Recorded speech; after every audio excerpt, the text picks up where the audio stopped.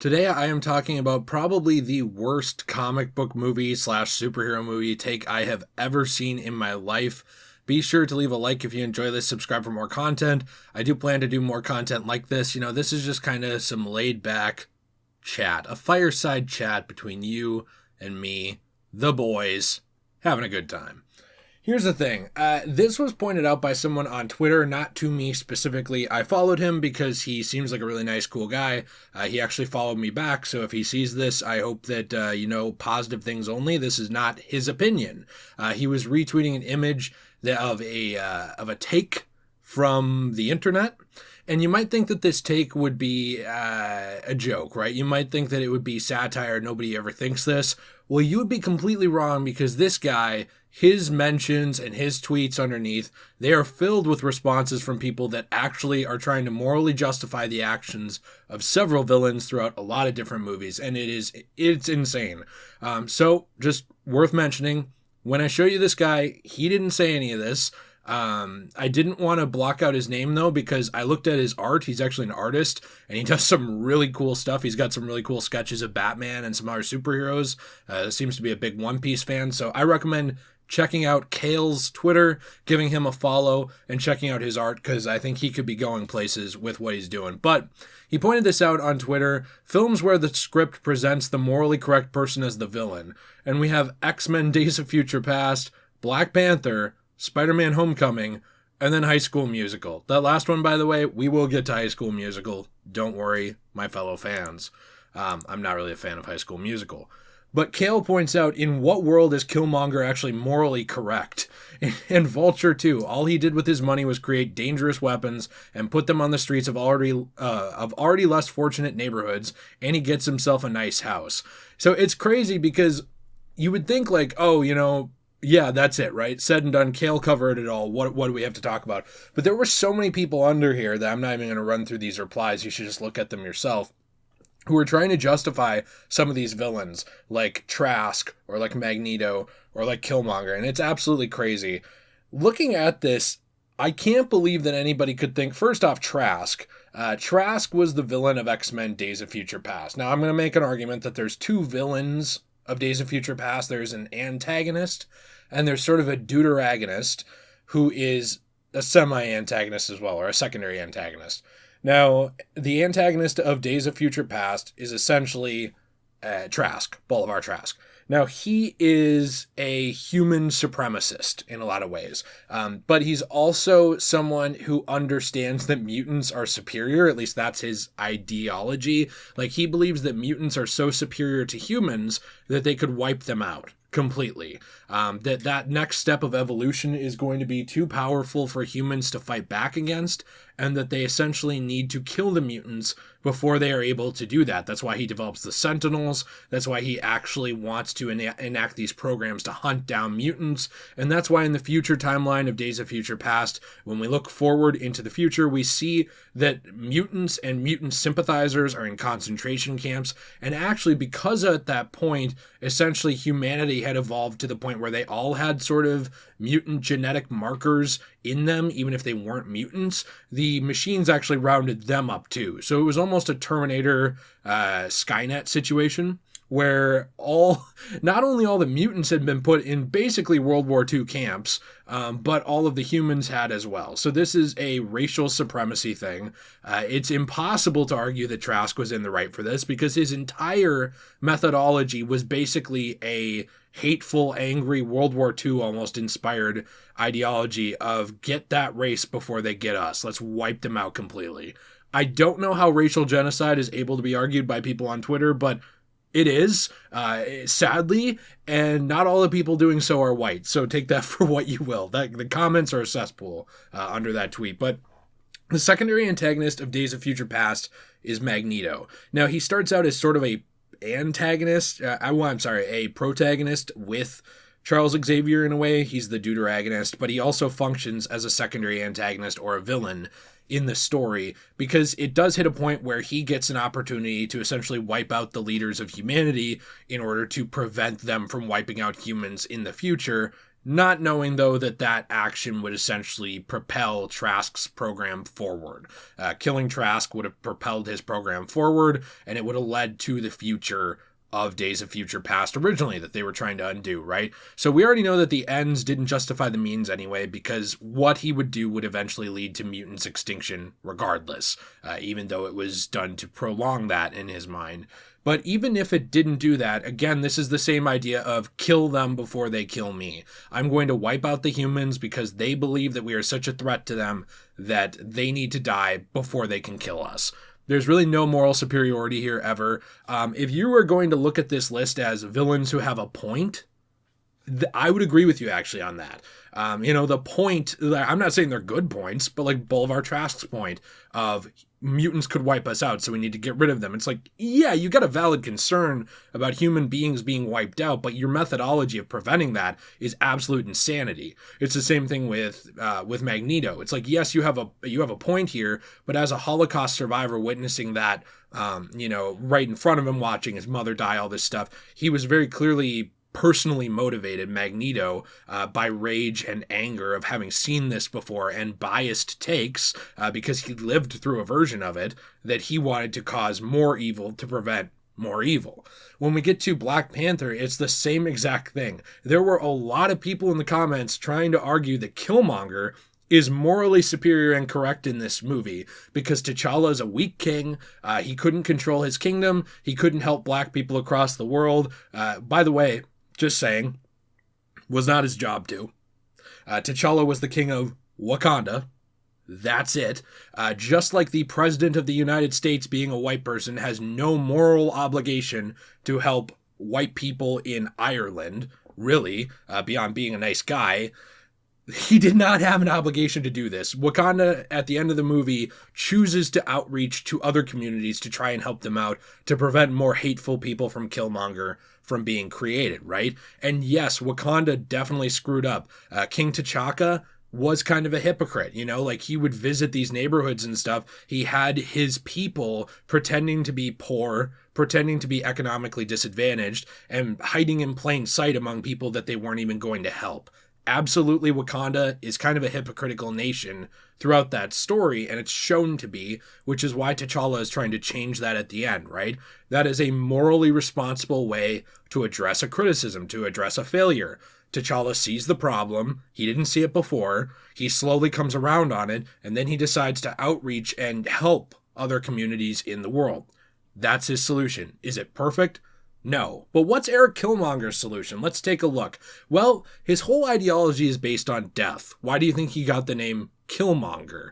If you think that someone like Malcolm X was a very outspoken, borderline violent person for what he believed in for civil rights, well, Killmonger's like, if you took Malcolm X, made him a psychopath, gave him the ability to murder just hundreds of people, and then tried to put him in charge of a nation. It's insanity. There are people that argue that about Malcolm X, like he was too violent. It's like, well, if you think that, Killmonger being put in charge of Wakanda and his first order of business being to ship highly advanced weaponry across the world so that it could be used on people whose skin color he didn't like to wipe them out, again, before they wiped out his people, which was very clearly just done because of a biased anger from his childhood. Like, this guy was not a revolutionary. His point was to take over the entire world, and instead, he was a nationalist. He was a nationalist because he argues against nationalism, and he argues against imperialism and all these things in the movie, right? And about how, essentially, black communities have been exploited for hundreds, thousands of years, whatever, right? Yeah, cool. Definitely. Decent point. We can look around in America and see a lot of black people in a lot of poor neighborhoods who were sort of just gentrified into those areas, kind of worked into those areas over time after the civil rights movement especially, and then those areas really went to hell because nobody wanted to help build the infrastructure there. Nobody wanted to help those people. Nobody wanted to help them, work their way up. Like, the idea was build yourself up, but no one gave them a way to do it very easily, right? That's his criticism But you can clearly tell throughout the movie that his anger is what fuels him. He hides behind a righteous ideology in order to hurt people, in order to get back at the world that wronged him, that killed his dad. It's not about his end goal of helping people. It's about killing people to get even. And instead of, he wants to create a new form of systemic oppression.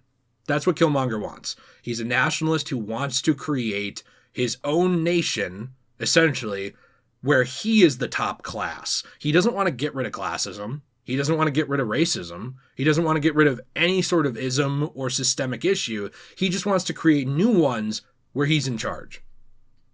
So again, valid concern? Sure. Yeah. People need help. Valid concern. The methodology of going about what he wanted? No, that is why he's the villain. He is not morally correct at all.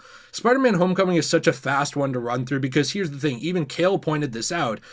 Vulture, Adrian Toome's whole thing, right? His whole criticism is that people like Stark don't care about him. The rich people don't care about him. He got screwed over. He lost his business. So what did he do? He turned to crime. Okay, that makes sense. Valid criticism. A rich person's actions hurt middle and poor people. Middle class and poor class people, lower class, whatever you want to call them.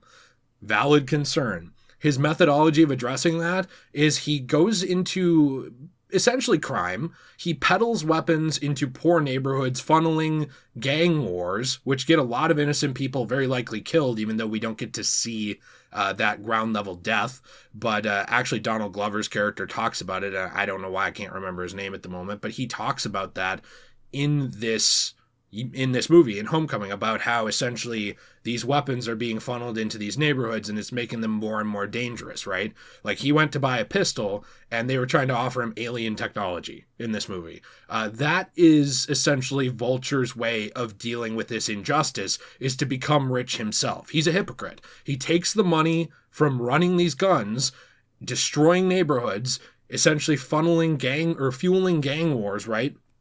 And he buys himself a super nice house, nice car. He has, a trophy wife type scenario going on here.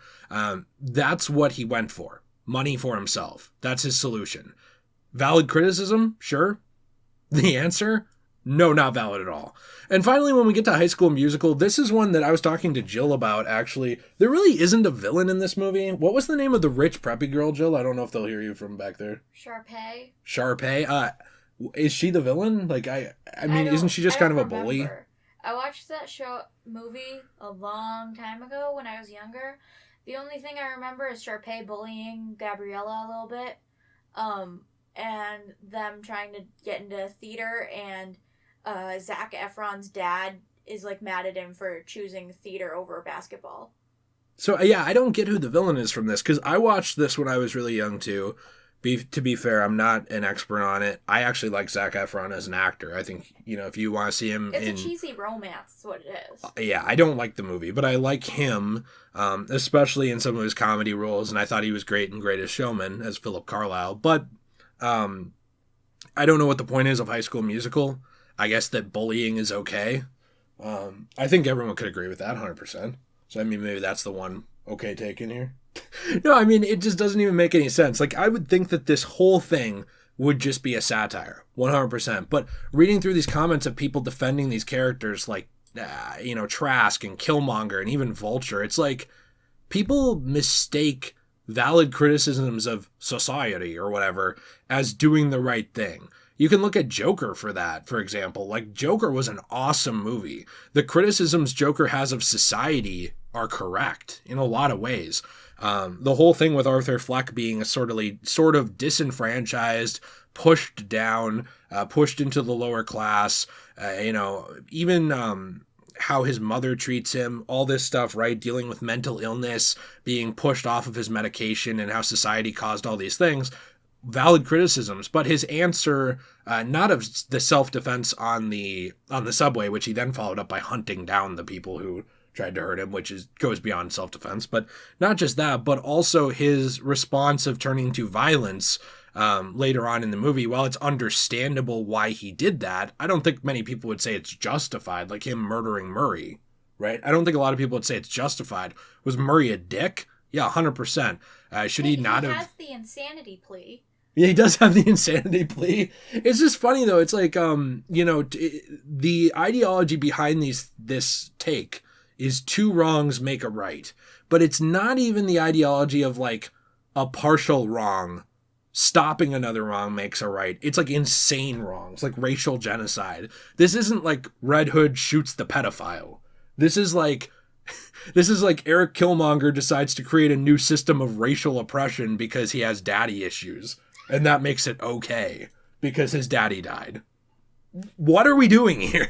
This has got to be one of the worst takes I've ever seen. I can't wait to talk about more. I honestly think there can eventually be a crossover episode between CBR and the worst superhero take or worst movie take I've ever seen, because they have quite a few. But lately I've been agreeing with CBR, so I don't know what's going on. Maybe they'll be sponsoring us soon. At this rate, we'll make amends and we'll become friends. I have no idea. But let us know what you think in the comments down below. Were any of these villains right? Again, I do think that they have valid critiques of society and valid concerns, but a lot of them are fueled by personal tragedy, personal bias, and anger. I would say all of them are. And the one thing we can agree on is bullying is A-okay with High School Musical. We all agree on that.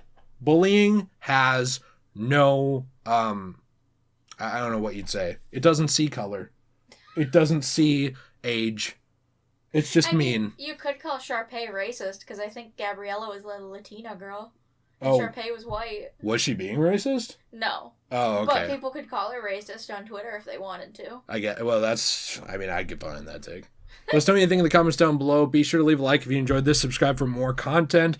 I'm interested to hear your thoughts on this entire thing, because wow, it was a ride. And remember, check out Kale's Twitter. I will include actually the link to his Twitter in the description down below, along with, I'm sure his @ was on the screen, because this was not his opinion. His opinion was totally against this, just like mine. Props to him for pointing it out, getting like 10,000 likes on this tweet. And check out his art. We'll see you in the next one. Have a fantastic day. And as always, everyone, stay